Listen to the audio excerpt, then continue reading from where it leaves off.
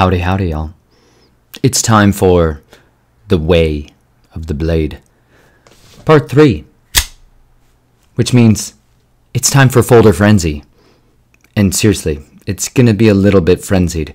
I, as you all know, have no discourse on what it is we're about to talk about other than I'm just really excited to talk about knives and teach you about everything I possibly can fit into the next 15 to 45, possibly 6.5 hour video. I have a free roaming camera right now, and it's going to get rowdy. So expect for us tonight to cover topics like what is a folding knife good for? What are some of the terminologies that make up a folding knife? How to pick a good one, or just one that may be best for you? How to hide one in your pantsies, and other places and convenient places to put knives. We're going to cover all kinds of different knives. Older traditional ones, like the staples that have been around for a long time. Come on. How many of you guys grew up with one of these? Like, more or less everybody I've ever met. This was like an introduction knife. And then someday, you might even get up yourselves to like super CNC'd, custom, beautiful works of art that are carved out of super steels and alloys that can survive the surface of the sun. You know, and other good marketing strategies that knife companies make to sell you things. We're going to talk about little things that help them hold on to your pants, features that they have, ways that you can hold them for different kinds of tasks, such as cutting fruit, or finding your way through the knife frenzy market out there.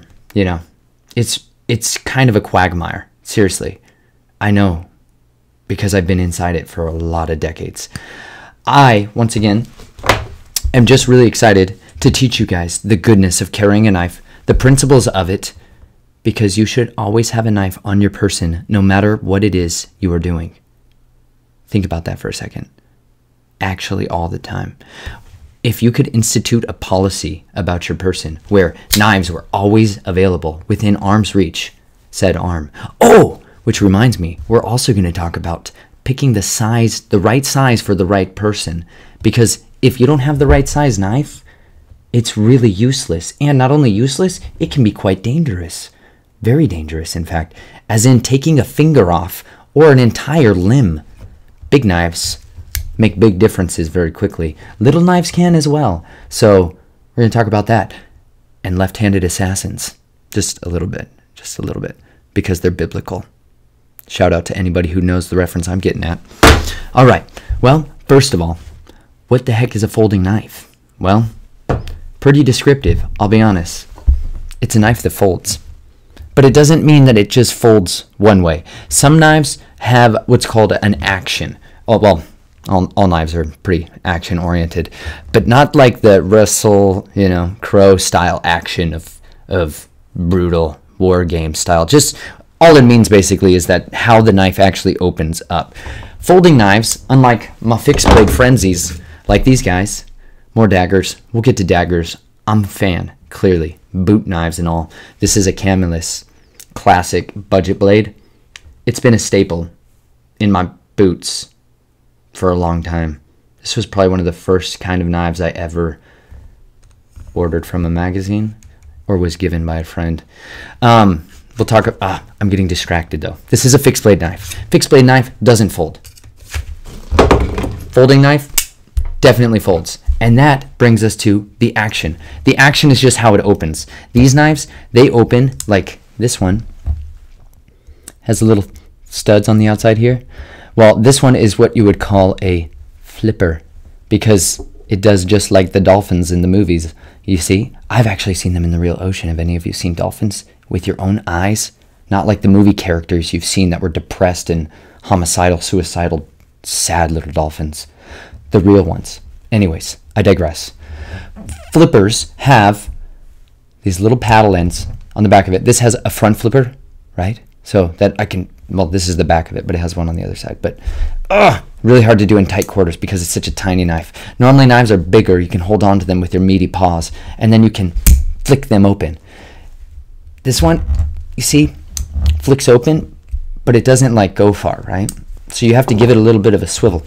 Give it a little swang in your arm. That deploys the knife. So that's a flipper knife. Those are somewhat common out there. Most knives, they've got to make a single course trajectory, which is out of the side here, out of this side, and rotating around on a little swivel right in here, right? They're going to rotate that blade, and then it's going to come and lock into some kind of a position. Not every flipper or folder is going to lock, so we'll get to that as well. Some of these lock with different mechanisms, and the locking is really, really key and fundamental to what this knife is supposed to do, which is not collapse on your fingers and ruin your days, like all your days suddenly be ruined because your folding knife suddenly folded on your fingertips. Horrific, nightmaric.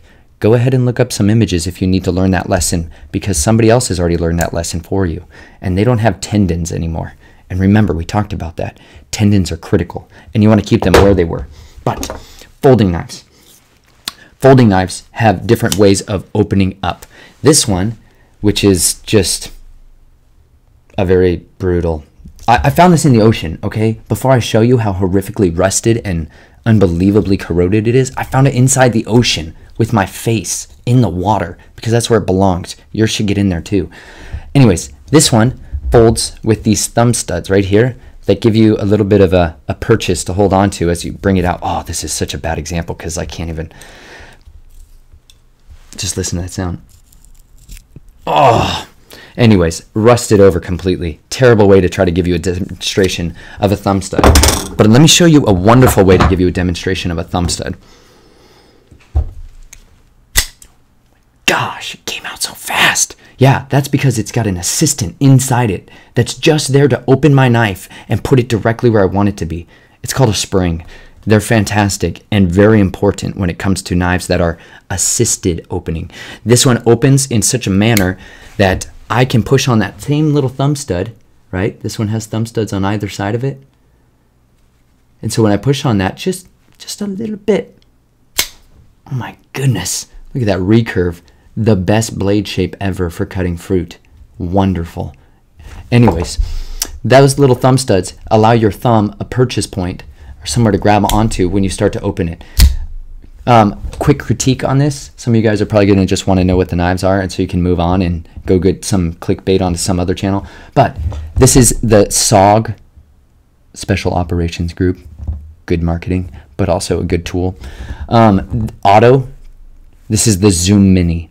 So this knife is a spring-assisted knife. This is not technically an automatic knife. Automatic knives are a super technical word, legalese, that's very, very important to know. Because if you carry the wrong knife in the wrong time, in the wrong place, you can go to jail for the rest of your life if your life ends quickly while you're in there.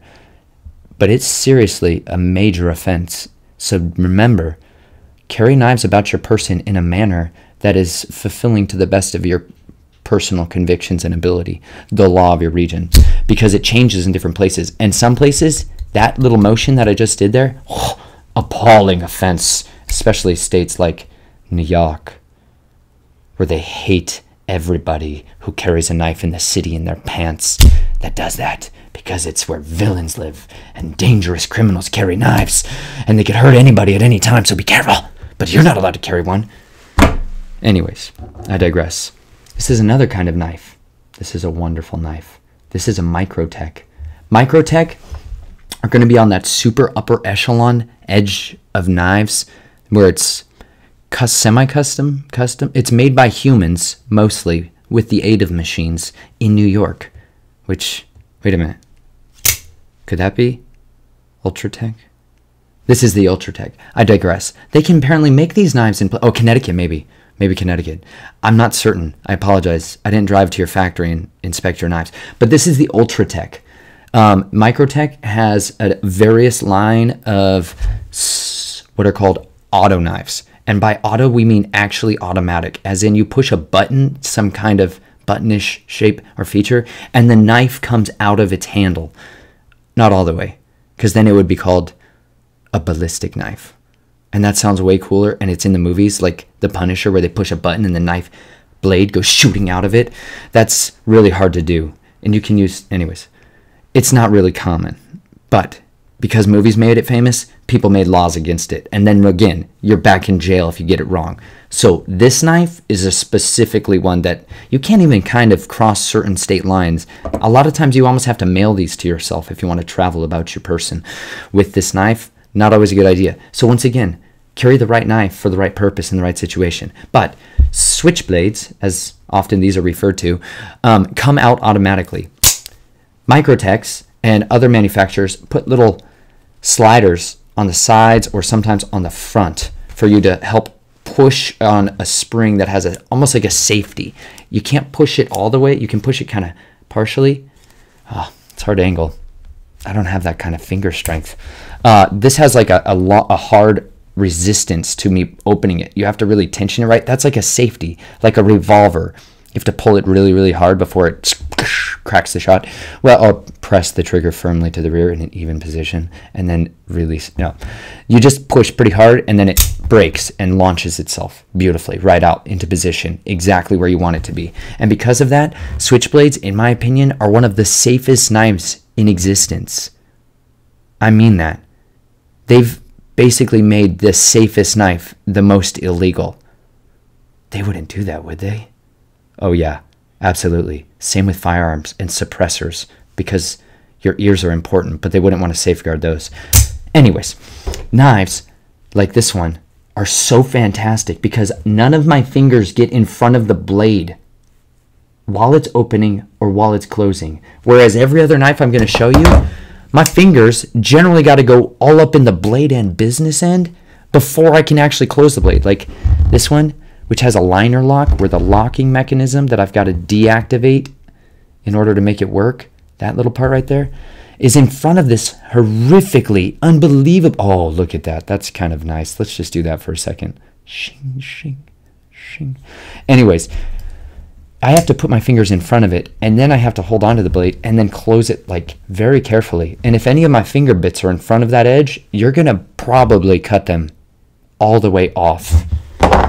So that's really important when it comes to folders. Switchblades like this one actually don't ever allow me the ability to do that. And even if I do shove my finger at the top of this thing, this is called an out of the front opening. This comes right out of the front, you know. If it was only the 1950s and I had cigarette packets, I could just shove them under my shirt sleeve and do that noise all day long. Some of you are going to know what a greaser is, and some of you that's just going to go right over. Anyways, but these have a stopping mechanism built into them. Oh, you see that? If you notice, it didn't shoot its way right through this wonderful fruit carton, and instead it just stopped there.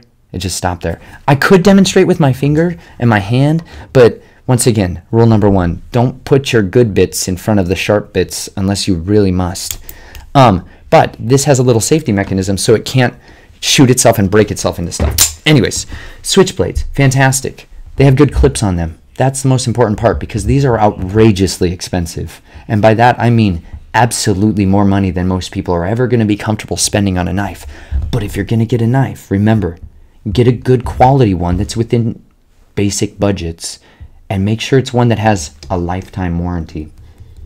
If you're going to get a switchblade, I highly recommend finding one that has a really good warranty, because these are going to break. Lots of moving parts, lots of delicate springs. Inevitably, they're going to break. I broke this one once. I had to send it into the manufacturer.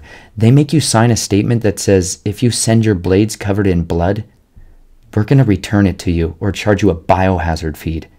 That's because Microtech serves a lot of fellas and ladies out there who also serve another side of the world that most of you just don't think about, except when you watch John Wick or something. But it's real. Practical living means cleaning your blades before you send them to the manufacturer. Come on. Be ahead of the game. This is the other kind of auto switchblades or auto blades that I'm really a fan of, and that's ones that have little buttonsies on them. See this? Tiny little button, right? Oh my goodness, it almost took my eyesies out. Check it out. That little button does the same kind of thing as the other one did. But this one, if you notice, the blade has to swivel all the way around in front of my finger guard area. So I have to hold this one like this to deploy it safely, because if I put my fingers in front of it, it just stops it. But once again, you have to learn how to hold on to these folding knives in a just right way to get the blade out safely. And so this one, you put your finger right on that hole, boom, amazing. And then it actually locks into place. That same little stud locks the blade on a little pin hinge you can't quite see. Well, right in there. Anyways, it locks it in place. And then in order to release it and fold it again, you just push the blade and deactivate it. This is my favorite little auto I've ever had. It is the SOG Tech Auto Mini. Oh, let's see if that edge will go swing, swing. Anyway, super sharp. And then I on my handles of knives, they have all kinds of different materials, right? This is the CNC'd, so precision cut into a block of aluminum, and it's not really grippy enough, and my hands get sweaty. And I like to add a little extra grip texture. So some of my knives, I actually put what's called like Glock grip tape, and it's just a good grip tape. Skaters have different kinds of tape. Skateboarders, women who's skating, skaters. I think you can call them skaters without offending them unnecessarily. Oof, we'll find out. But the grip tape here allows you the opportunity to hold onto the blade, because remember, fundamentals, don't let go of your knife. And if you do, try not to catch it with your foot. Terrible idea. I've met a lot of people with bad injuries on the top of their foot because they caught knives. If it's going to land on somebody else, though, it's your duty, if you dropped your knife, to catch it with your foot. So that's the exception. Anyways, I digress. This one even has a safety, because with autos and switchblades, you don't want them opening in your pants pocket or in your other, you don't want them to go snap in any position other than in your hand in a direction that you want them to. So they actually build good safeties in on these, and that's important. That little safety mechanism is also really, really good, because it's tiny and it never locks safe when I want it to be unsafe and dangerous. Bigger safety mechanisms on some knives, some companies put them on the back here, like this one, which is the SOG Zoom Mini. They have a little safety just yonder. There it is. Can't even hardly see it, but that safety, oh, see, I can't even unsafe fit. I can't. I'm all right. Full disclosure, I ground that one straight off of there because it had these like raised thumbs, like jimping kind of texture on it, and it was terrible. It constantly flipped, locked on in and out of my pocket constantly. And this knife has opened in my pocket and cut holes in my pocket. That's why I don't necessarily recommend it all the way, because it comes out so fast and so viciously, it's almost not beneficial. But I really only got it for that blade shape. Recurve. Why don't more people make recurve knives? They're the most functional thing ever. Anyways, safeties are important, especially when you tuck, like this one fits perfectly in your underwear or thin fabric. Like for ladies out there, this is one of those that can go in all those pants you wear that don't have pockets. You should have pocketed pants. If you're going to have pants, have a pocket that's functional and usable. There's pant manufacturers out there that make pockets in them, and they're lady pants. You could make this work. Be smarter than your pants. I know you can overcome this. They made knives with clips on them just for pants that are tiny and thin and discreet. Other ones are big enough and wide enough with the gap here that you can fit them on bigger pants, like big pants. Big pants with pocket clips that are reinforced. See?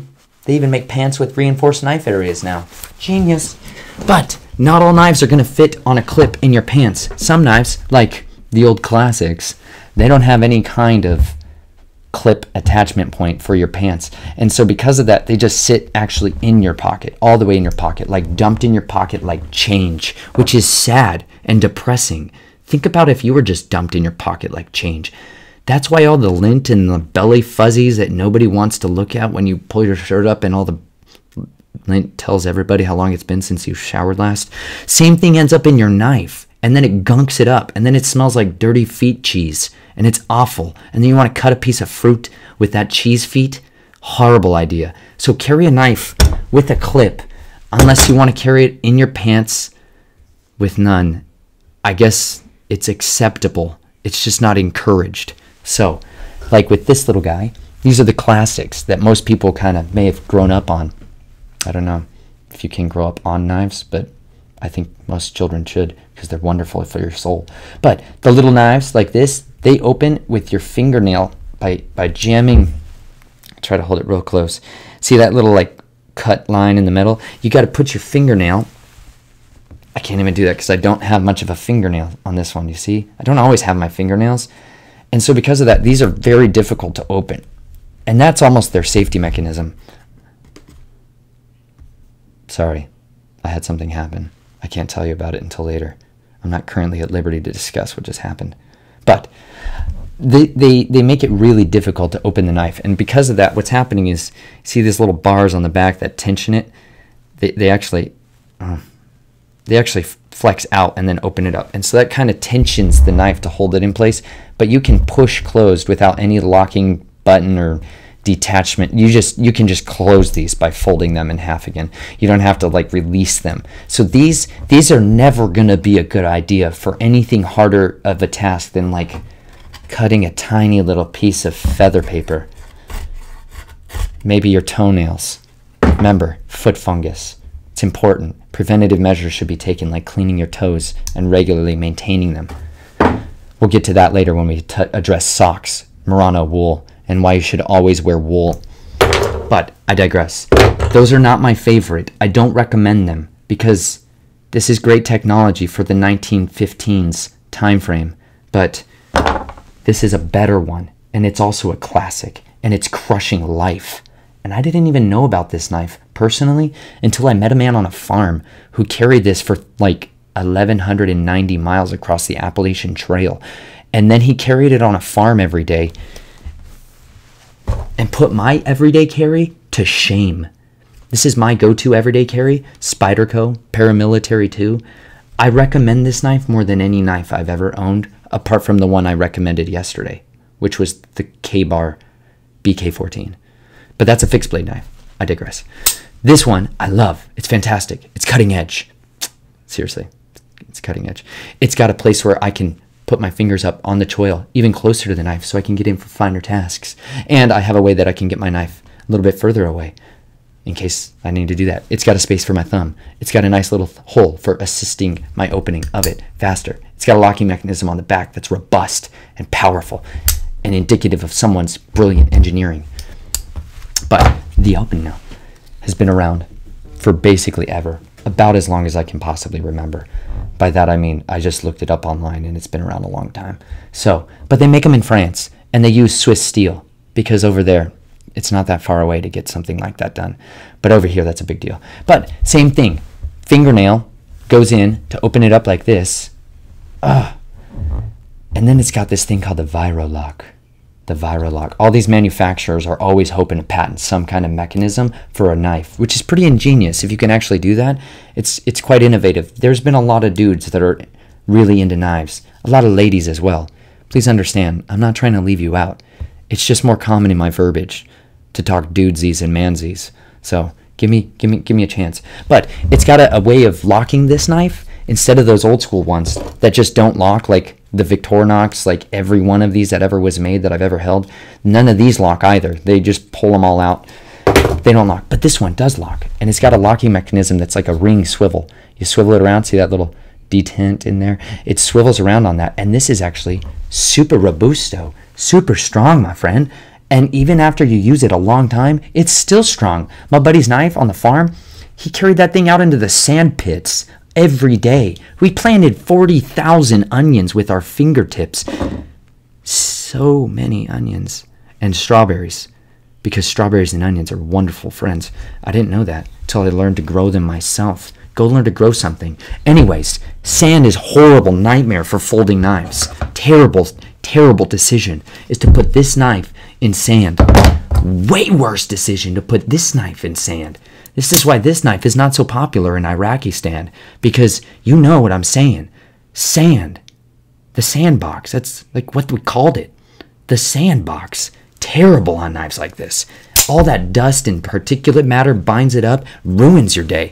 This one, on the other chance, he had this thing in his pockets full of sand, and it always worked. Always. It even cut his hand. Maybe not that knife. Maybe it was a different knife.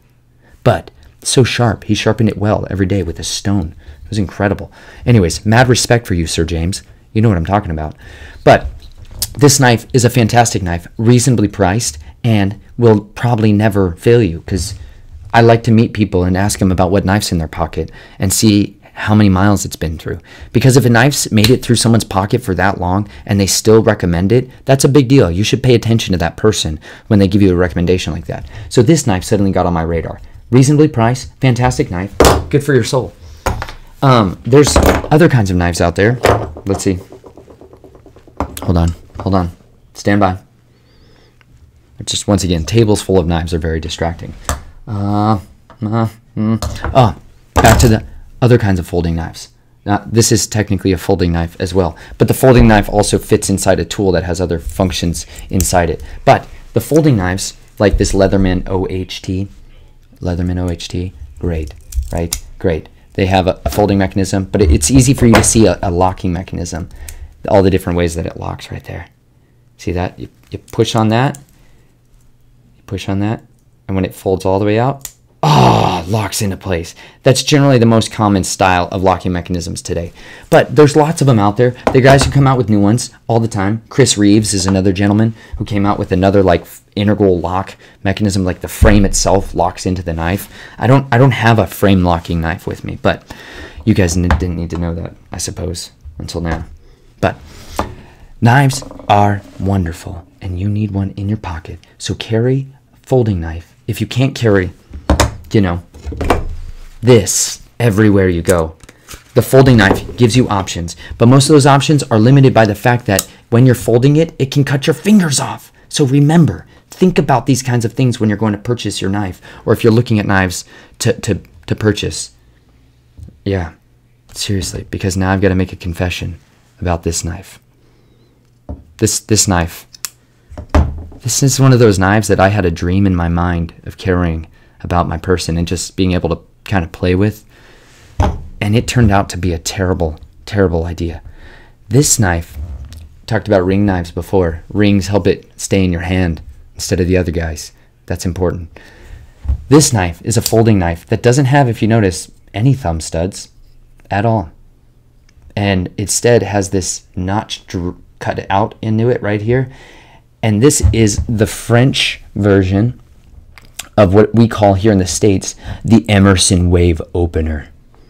And what that means, it's a great thing. I gotta say, the Emerson Wave Opening, it's a feature on some knives where the back of the knife has a cutout area and a little bit of a detent here. And what that does is it catches on your pants. So when you pull it out, you don't even have to open it because it opens itself. So, like here, I'm gonna try to stand up all the way. But when I pull it out, that little detent actually opens it and puts it into that locked position as it comes out of my pocket. So once again, I'll try to do it on the outside so you can kind of see. So this part's snagging on my pantsies. It snags on my pants and then it deploys the knife, which is fantastic. And maybe when you're wrestling, it's a way to get to your knife and deploy it without having to pull it out and be like, I got it. Fixed blade knives for wrestling. Folding knives for cutting boxes. Principles. I know. But generally, you're not going to get to your fixed blade knife if you're wrestling. Trust me.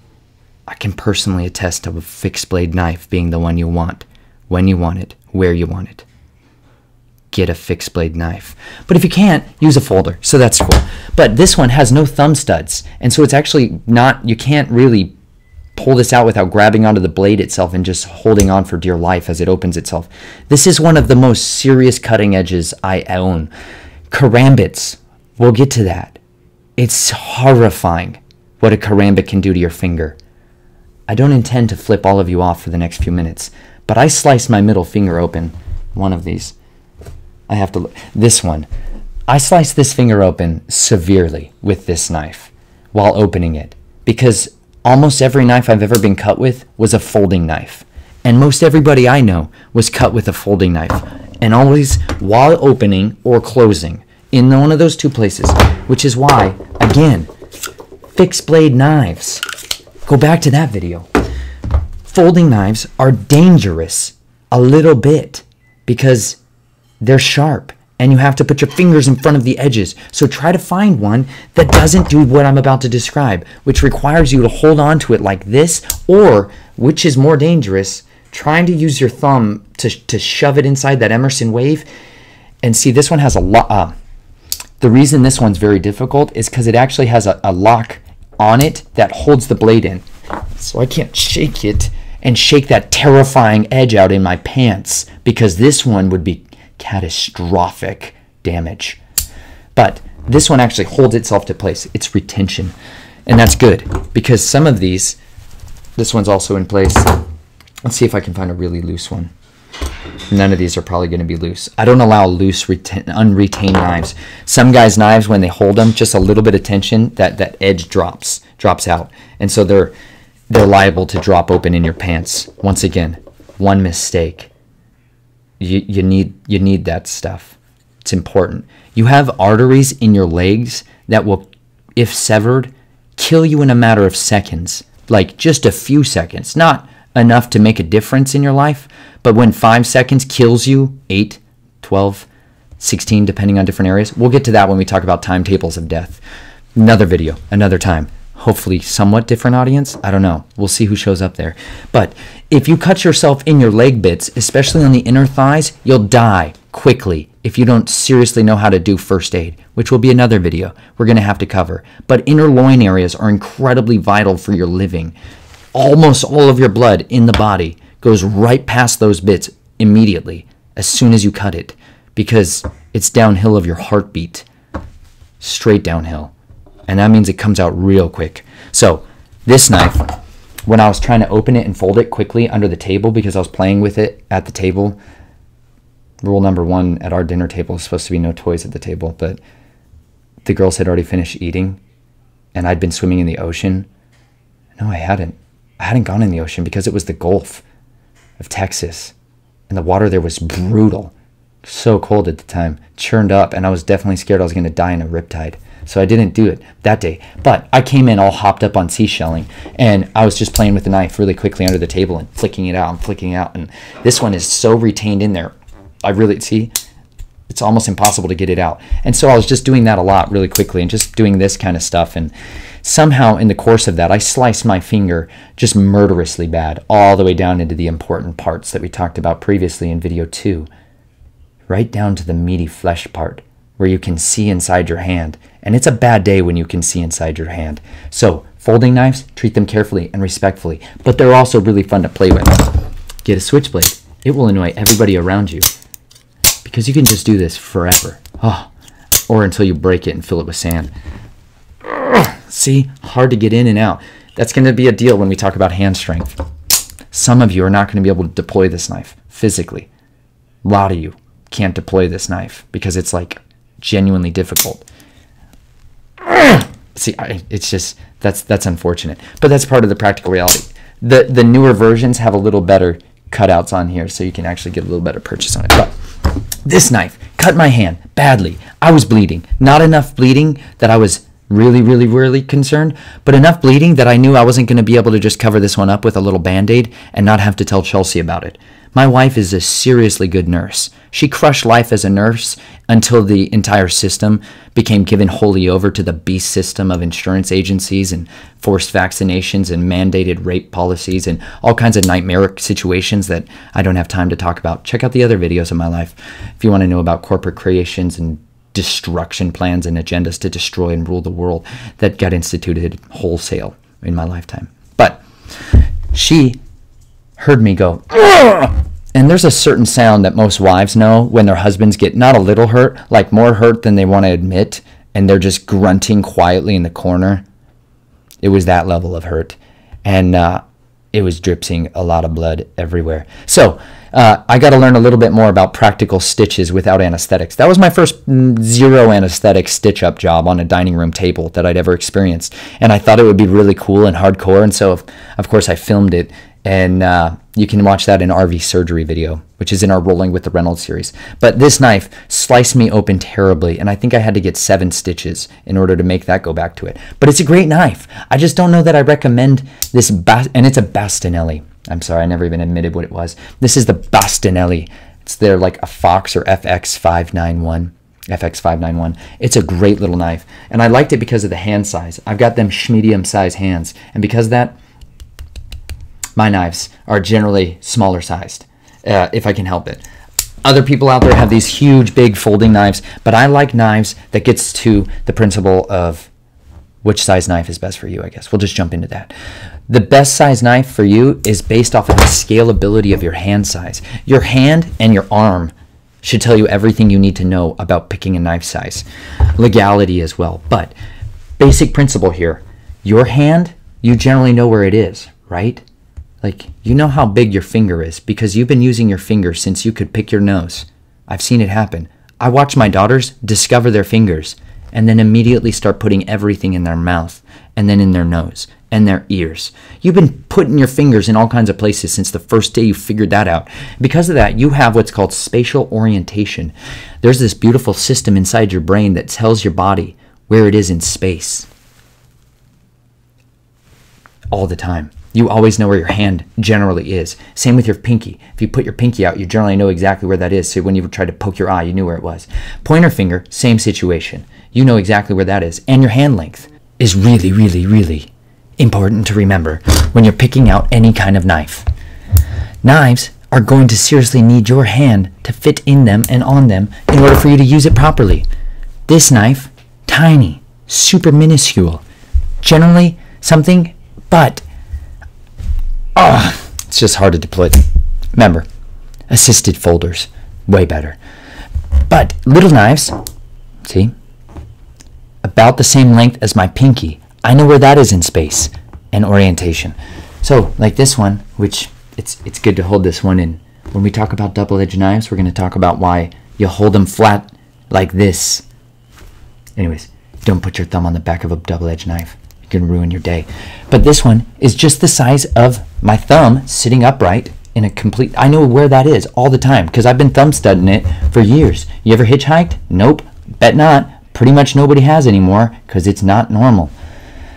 There was a time when it was. I just have never, it's just not as normal anymore. I'm sorry, it's not. Hard to do, less socially acceptable. More people get the cringe factor, just like with knives. But this one, it's just about the size of my thumb, which is great for small, tiny, little, minuscule tasks, which is not always what you need your knife for, but it can kind of work, and you know where it is in space. Whereas this one is about the exact length of my hand, my finger, my middle finger, my main digit. Your main digit, you generally know where that is all the time, in space. And so because of that, knives, I like to work up on a scalable principle. Pinky, ring finger, middle finger, pointer finger, thumb, hand, and arm. It's just like a cubit. You ever read that word before? A cubit? It's like this distance. That's your machete length or your short sword range. Long sword, right? Your whole arm from shoulder. Everything is scalable. Just imitate nature. It's way better than anything else out there. Just imitate nature. You have this size hand, you know where it is. You have this size finger, you know where it is. So when you're looking for knives, measure your fingers, measure your hand, measure the width of your hand. Pick knives based off of sizes that match and are somewhat similar to you and your hand shape, your body shape, and your body style. It's going to serve you way better. Trust me, it's going to make a big difference in your life if the knife reflects your body because they're going to go together. Like white on rice or brown on rice if you're not so socially. Anyways, you need knives that match your hand shape. This is the Spyderco Paramilitary 2. Once again, one of the best knives ever made. I love this knife also because this, even though this knife looks a lot longer, they did this beautiful thing called, they took the choil. The choil is that area of the knife that does not get sharpened. It's like tells the edge to stop there. So when you're sharpening it, it makes it a lot easier for sharpening when you have a nice little stop point, when you have a nice little rest point. But then this one has this jimping. Jimping is this serrated cuts on there, and that's to help get a little better purchase, keep your hand in place where you want it to be. But this one has that choil that I can choke up my finger on, and then I can get my hand up closer. So then this knife really is longer when I have it in this configuration, or it's a little bit shorter. And so same principle. It gets like my pointing finger or my middle finger suddenly in space, and I like that. Pick knives that fit your hand. Don't pick knives that don't. It doesn't sound very complicated because it's not. But most people have never thought about that. And I don't think I've ever heard a video where somebody said, when you're picking out a knife, measure your finger. But measure your finger. Also measure your hand, because your hand fits in the handle. How big is your hand? Do you know? But if your hand is tiny, get a knife whose handle is not so big, because you don't need unnecessary real estate on your knife. Otherwise, that's wasted space, and you're going to have to pay for that space. Not only pay for it, you're going to have to carry it around, and it's heavy. And ounces equal pain. Ounces add up. Ounces equal pounds, and pounds equal pain. I'll say it right. But it adds up really quickly. And you don't want to carry something that's heavy unless you really need to carry something that's heavy. Oh, the Virolock. It's good, but it's not easy for people that have damaged hands. But the knives that I recommend the most are really just the ones that you use and carry on your person all the time. Oh, we should also now get to serrated versus straight edge knives. Serrated knives have serrations. Like, imagine shark teeth. Copy nature. It's the best ever.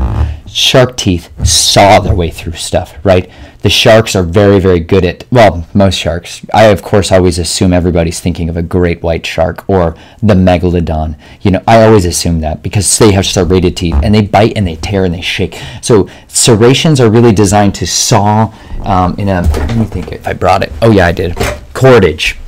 Serrations are basically the best ever for cordage. Cordage gives you this fantastic ability to tie things, all kinds of things, many different ways. But serrations excel in that. You see that? Oh my gosh, you probably didn't even see it because it happened so lightning quick, just like that. But serrations cut through it very quickly. They bite and they just saw their way right through it. Whereas this straight edge portion, I'm going to try to, this is, it happened. It's just a little slower also because that's a dangerous cut between the web of my fingers and double-edged. Anyways, I'm not teaching you all the best knife safety in some of these demonstration videos, but I didn't come here to teach you safety. I just came here to teach you general principles, how to survive the end of the world as we know it, which happened yesterday, apparently, kind of, for some of you. For a lot of you, actually, for a lot of you. You're inside your houses watching YouTube videos instead of basketball. Praise God. It's a good day. Get off of the sports entertainment trap. It'll ruin your soul and take you away from making knives, wonderful friends. Get in the world. Anyways, straight edge knives have a straight edge. I highly recommend always straight edge knives, not serrated knives. Unless you're cutting rope on a regular occasion, and by that I mean all the time, straight edge knives do everything better. I know. Some of you guys are going to be like, my serrated knife can totally shred yours. Obviously, because it's serrated. But the straight edge knife opens boxes and pieces of fruit just fine. And it's so much easier to sharpen. Serrated knives have one side that's sharpened. See that? One side. Other side, not even doing anything really when it comes to the sharpening of it. But the straight edge has so much better versatility. And you should have a straight edge knife. If you have a serrated knife, it's okay. You just have a better responsibility to have to learn to sharpen that thing, son. And you better sharpen it real good. If you do, then it's horrifying. I'm genuinely terrified of serrated knives, almost as much as karambits. Almost. Serrated knives cut flesh in a nightmaric fashion because they have like 6 tiny cutting edges every quarter of an inch. Unbelievably efficient at sawing their way through fruit. Straight edge knives, though, they're way easier to sharpen, and especially for most of you that are just going to learn to sharpen because you never sharpen your knives. You just went and bought cheaper ones again and again and again because you weren't willing to sharpen your knife other than some kind of pulling mechanism piece of metal that scrapes another piece of metal as hard as it can. Don't buy those cheap roller things that you pull your knife through. Don't do it. Learn the stones. We're going to talk about stones, but I digress. Combo edges have a little bit of this and a little bit of that. They have straight edge and a combo of a serrated edge. This is, in my opinion, super frustrating. I don't like it. I accept it because somebody gave me this knife, and it's a wonderful knife. A great gift. Probably up there with one of the best gifts I've ever received in the history of my life, actually. Switchblade, bayonet. This, in my opinion, is the best blade ever for poking things, ever. Nice point. And instead of having a full double edge, I can put my thumb here safely because it's instinctive to put your thumb there. And it's got, they call these a bayonet edge because if you've ever seen bayonets, they look like this. That's why. And you can put your thumb there and still use the knife in said cutting manner. And that's important. No ability to, nope, don't do it. Straight edge, serrations. This is that version of that. That version, mostly serrated with a tiny little bit of a straight edge here. This is even worse. They should have just committed to one of the camps. You see this? What are you going to do with that part? Start to cut something a little bit and then change your mind about horrific serrations and then a tiny delicate? No, this is the worst idea ever for a knife. Don't do it. Don't buy one like this. But if you find one like this, then it's a gift from God and you should smile because he's looked upon you favorably. I found this with a Bic lighter and both worked. Amazing. This kind, almost always, I can't even open it. I'm just going to give up on that one. Best kinds of serrations, though, let's just talk about it. Best kinds of serrations, always, always, always, full serrations. If you're going to get serrations, get it all the way. Commit, son. You've earned it. You've earned the right to cut your way all the way through that cord without even thinking about it. So do it. It'll change your life. Get a full serrated knife. My broski out there, he knows who I'm talking about. Just got a beautiful knife from Spyderco. That's a full serrated knife. Made out of H1 salt. Not salt. It's just the H1 salt. If you go into super wet environments, that steel won't rust, and that's awesome. But serrations are great, and that is where it's super applicable, like cutting through webbing, nylon. Oh, car seat belts. That's where serrated knives excel. Some of y'all are like first responders. You can use pull knives like this little folder. You can pull your way right through it, but serrated really does excel for that. The other thing that reminds me of a feature of a knife on this folder, glass breaker. The only tool I'm super seriously fond of on a folding knife or on any knife, a glass breaker. It's genuinely going to save your life if you're involved in an accident and you need to break out of a window that suddenly you're on fire inside of. That's where it excels. Otherwise, it's just kind of fun. I don't like the sharp ones that cut your pants. So they make some that are soft like a ball tip pen, you know. That's the glass breaker you want. Otherwise, they'll call it a skull crusher. Skull crush. The skull crusher ones are you don't use them to crush skulls. That's what rocks are for. But just this style right here, a soft bit. Anyways, the last bit of little things on folders I wanted to talk about was this one that's in my pants every single day, which has got a little tiny folding. It doesn't really have much of a blade on it, so I can go through airports a little bit if the guy's feeling generous and not going to like throw me into jail because I brought a pair of dangerous scissors on the plane. But this has folders that don't lock on it. I've never used the scissors ever. It's more or less worthless. But I do use these pliers, these tiny little pliers for tiny little tasks and tiny little wire cutting. I have a much bigger one that I carry on the regs for cutting and breaking everything else. But on basic day-to-day carry, this one is called the Leatherman style. Oh, let's see. Leatherman style. Leatherman style. PS, as in postscript, as in you should be writing letters with your hand in cursive handwriting. Practice handwriting with both hands. It'll change your mind and it will give you dexterity and it'll increase your skill set. Go do it. Go learn a skill this week. Stop watching Netflix. Go do something with your life that actually changes the world. It's just waiting. It has a little clip here so you can clip on your keys. It's wonderful. Tweezers. I use those all the time because I go outside, which means I get hurt with splinters and said things that go into places they don't belong. And I need tweezers constantly. That's really why I carry this tool. I basically carry it so I can carry tweezers. I carry it and then they slide into the frame. And they've never fallen out. I've never lost them. That's saying a lot. I go in some places, folks. Some bad places. Some awesome places, but some bad places. with my knives, unmentionable places, and yet they still have survived me. So carry knives that have tools in them. This is also why the Victorinox ones, toothpick, which most people have never picked their tooth, but it also carried tweezers. These were fantastic. These were some of the staple workhorses for a lot of years, but then somebody discovered that multi-tools might excel, might do a little bit better job if you can make it out of CNC'd metal and all kinds of other stuff. But anyways, there's lots of knives out there. I love them. You should love them, and you should find a way to use them constantly, every single day. And when you do, it will make the world around you a better place, and then you'll be that person who, in a situation when it goes down, you're going to be the one people can depend on to open this package quickly, efficiently, and just right. Straight edge knives, folders, the best. I have to give you one other caveat on folding knives that I would probably have saved for the other video, but I think I'll just throw it in there right now. If you're in a situation where you're wrestling with a knife or two, but I will never talk about two knife. I'll talk about it now. Don't do two knife wrestling unless you've been training for two knife wrestling your whole life. It looks cool in the movies, but it's insanely stupid because you're very likely to cut yourself twice. Don't do it. It looks great. It's terrifying looking when it's coming at you. But they generally lose or cut themselves with one of their doubles.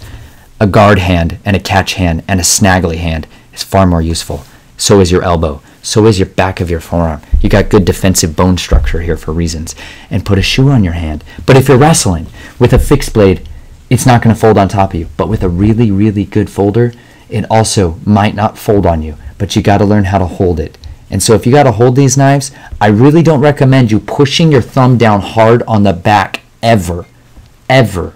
Unless you're cutting, it's generally not a good idea to push hard on the back of a knife that's a folding knife.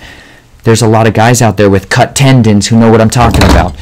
Some knives, like this compression lock on this Spyderco, they're super strong, and they're generally not going to fail you. But still, I don't wrench down hard ever on the back of a folding knife because that's a great way to lose your digits. And you only got 10 of them on a good day, and you need them all, especially this one, and especially this one.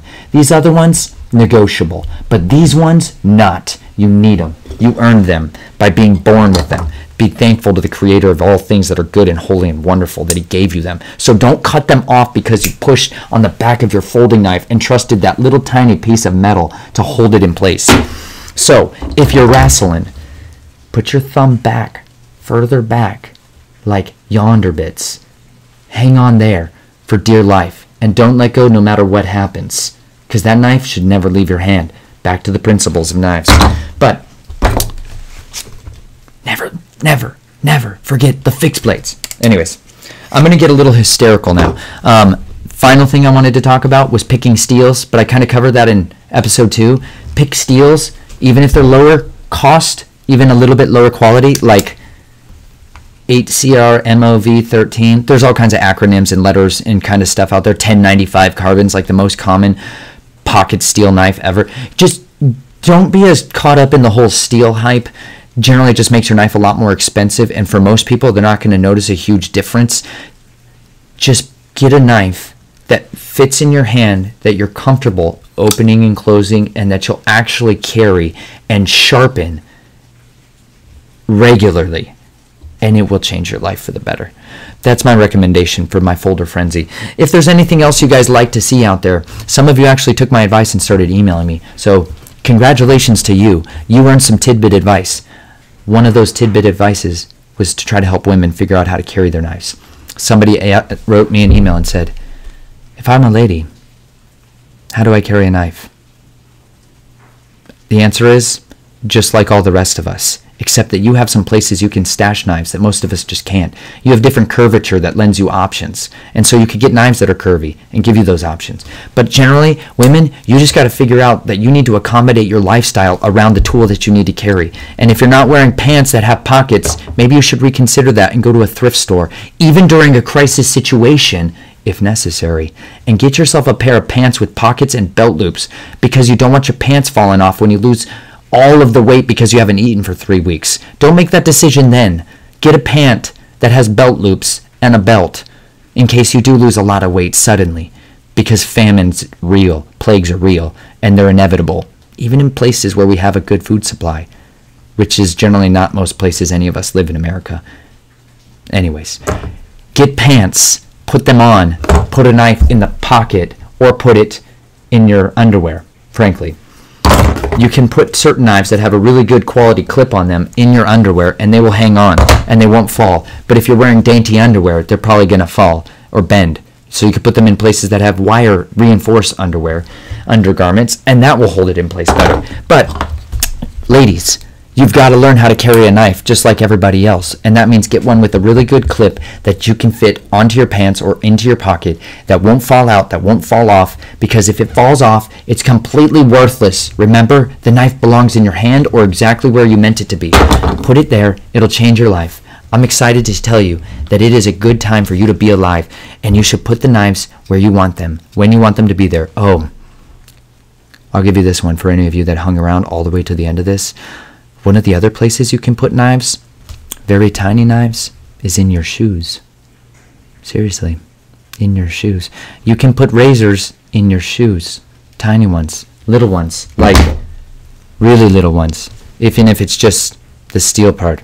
You can put the little ones in your shoesies. That's another place most people just think about, but that's for backup blades, and we'll get there on backup blades. By that, I just kind of told you. Backup blades generally go under your garments. But once you do that, it's a whole new game, son. And I hope you're ready to dance that tango, because it's going to get ferocious. So, be safe, be smart, be diligent, be focused, be intentional to learn something other than what you've already learned. I mean it. Go put some of this into practice. Go buy a knife. If not, go barter for one. Go trade somebody one of the extra pairs of something that you have. Like, if you have 2 shirts and your bro has 5 knives, give him a knife for his shirt. Tradeville.